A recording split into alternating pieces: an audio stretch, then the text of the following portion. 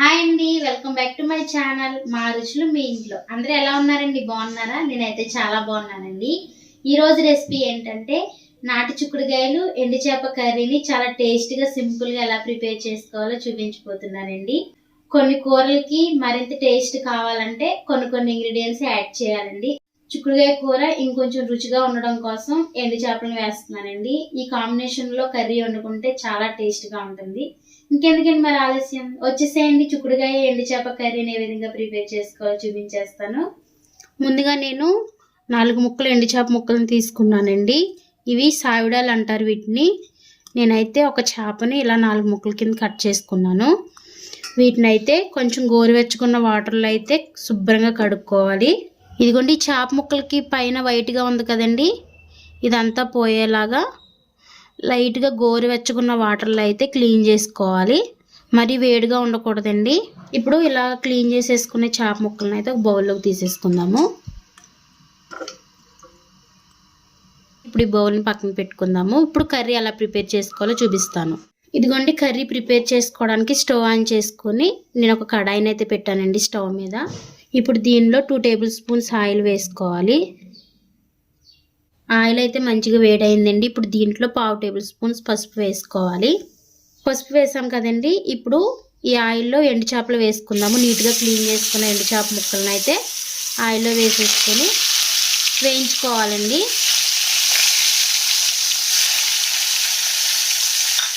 ఇలా ముందుగా ఎండు చేపను వేయించుకోవడం వల్ల చేప అయితే విడిపోకుండా ఉంటుందండి. మనం కర్రీలో వేసినప్పుడు విడిపోకుండా మంచిగా గట్టిగా ఉంటుంది.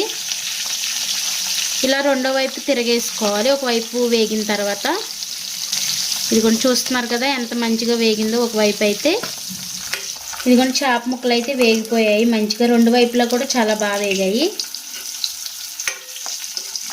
ఇప్పుడు వీటిని అయితే బౌల్లోకి తీసేసుకుందాము.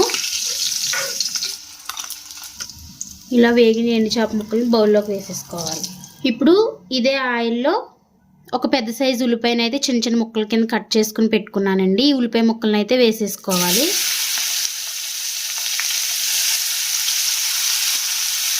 అలాగే ఒక 5 పచ్చిమిర్చిని అయితే ఇలా చీరుకుని పెట్టుకున్నాను. ఈ పచ్చిమిరపకాయ ముక్కలను కూడా వేసేసుకోవాలి. ఉల్లిపాయ ముక్కలు పచ్చిమిరపకాయ ముక్కలు బాగా మగ్గేంత వరకు ఇలా వేయించుకోవాలండి. ఇదిగోండి, నేనైతే ఒక 1/2 కేజీ చిక్కుడుకాయలను తీసుకున్నాను. ఈ చిక్కుడుకాయలు అయితే ఎర్ర చిక్కుళ్ళు అంటారండి వీటిని. ఇవి చాలా టేస్ట్గా ఉంటాయి. చిక్కుడుకాయలు చాలా రుచిగా ఉంటాయండి.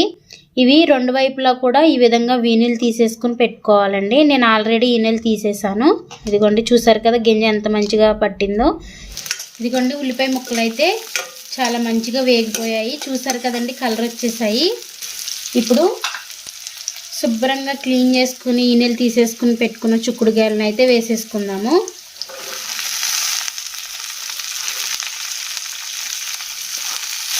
మొత్తం మిక్స్ చేసేసుకుందామండి.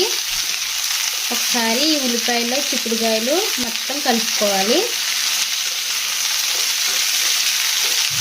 ఇలా మొత్తం మిక్స్ చేసేసుకొని మంచిగా మగ్గేంత వరకు మగ్గించుకుందాము. ఈ ఆయిల్లో బాగా మగ్గాలి చిక్కుడుకాయలు. ఇప్పుడు ఈ చిక్కుడుకాయలు మగ్గడం కోసం ఇలా ప్లేట్ మూత వేసేసుకొని మగ్గేంత వరకు అలా మగ్గించుకుందామండి. మధ్య మధ్యలో కలుపుతూ మగ్గించుకోవాలి. ఇదిగోండి, చూసారు కదా చిక్కుడుకాయలు అయితే ఎంత మంచిగా మగ్గిపోయాయో. మగ్గిన తర్వాత అయితే కలర్ మారిపోతాయండి, మొత్తం గ్రీన్ కలర్లో వచ్చేస్తాయి. చిక్కుడుకాయలు ఇప్పుడు మగ్గిపోయినాయి కాబట్టి నేను మీడియం సైజు టమాటాలని 2 టమాటాలని చిన్న చిన్న ముక్కల కింద కట్ చేసుకున్నానండి. ఇప్పుడు కట్ చేసుకునే టమాటా ముక్కలు అయితే చిక్కుడుకాయల్లో వేసేసేయాలి. ఇప్పుడు మొత్తం మిక్స్ చేసేసుకున్నాము. ఒకసారి గట్టితో మొత్తం కలిపేసేయాలి. ఇలా మొత్తం కలిసేలా మిక్స్ చేసేసుకున్న తర్వాత ఒక రబ్బ కరివేపాకుని అయితే వేసుకోవాలండి. ఒక రెమ్మని ఇలా చీల్చుకుని కరివేపాకుని వేసుకోవాలి. ఈ చిక్కుడుకాయలు టమాటాలతో పాటు కరివేపాకు కూడా దీంట్లో మగ్గితే చాలా టేస్ట్గా ఉంటుందండి కర్రీ అయితే. ఆ ఫ్లేవర్ చాలా బాగుంటుంది. కరివేపాకు ఫ్లేవర్ అయితే బాగా తెలుస్తుంది మనకి. ఇప్పుడు టమాటా ముక్కలు మగ్గేంత వరకు మళ్ళీ ప్లేట్ మూత వేసుకొని ఫ్లేమ్ని అయితే సిమ్లో పెట్టుకుని మగ్గించుకోవాలండి. టమాటా ముక్కలు ఎలా మగ్గాయో చూద్దాము. ఇదిగోండి, టమాటా ముక్కలు కూడా చాలా బాగా మగ్గిపోయాయి. చూస్తున్నారు కదా సాఫ్ట్గా అయిపోయాయి. ఇప్పుడు దీంట్లో ఇది 1/2 టేబుల్ స్పూన్ అండి.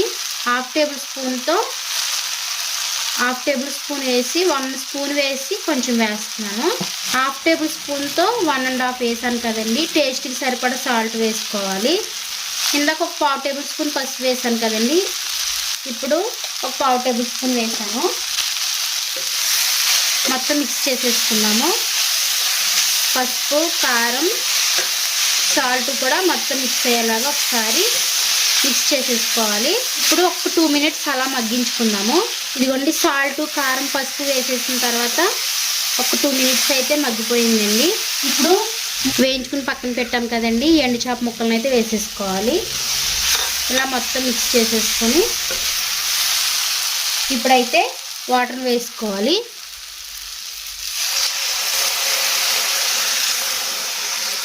మనకి మ్యాక్సిమం చాలా మట్టికి మంచిగా మగ్గిపోయాయి చిక్కుడుకాయలు, టమాటాలు కూడా. జస్ట్ ఇలా కొంచెం మునిగేలా వేస్తే సరిపోతాయండి వాటరు. ఇప్పుడైతే దీనిపైన ప్లేట్ మూత వేసేసుకొని కర్రీ దగ్గర పడేంత వరకు ఉడికించుకుందాము. ఇప్పుడు కర్రీ ఎంతవరకు ఉడికిందో చూద్దామండి. ఇదిగోండి చూసారు కదా, చాలా మంచిగా ఉడుకుతుంది. కర్రీ అయితే చాలా బాగా ఉడికిందండి. కొంచెం దగ్గర పడిద్దాము. లైట్గా కొంచెం జ్యూసీగా ఉంది కదా, కొంచెం దగ్గర పడితే టేస్ట్ బాగుంటుంది. ఇదిగోండి కర్రీ అయితే దగ్గరగా అయిపోయింది. ఇదిగోండి చూస్తున్నారు కదా, ఈ మాత్రం గ్రేవీ ఉండాలండి. ఎందుకంటే మళ్ళీ వేడి చల్లారిన తర్వాత ఇంకా గ్రేవీగా థిక్గా అయిపోతుంది. ఇప్పుడు స్టవ్ ఆఫ్ చేసేసుకుందాము. ఈ కర్రీ పైన కొంచెం కొత్తిమీరని ఫైన్ చాప్ చేసుకుని వేసుకుందామండి. ఒకసారి మొత్తం మిక్స్ చేసేసుకొని ఇప్పుడు కర్రీని అయితే ఒక బౌల్లోకి తీసేసుకుందాము.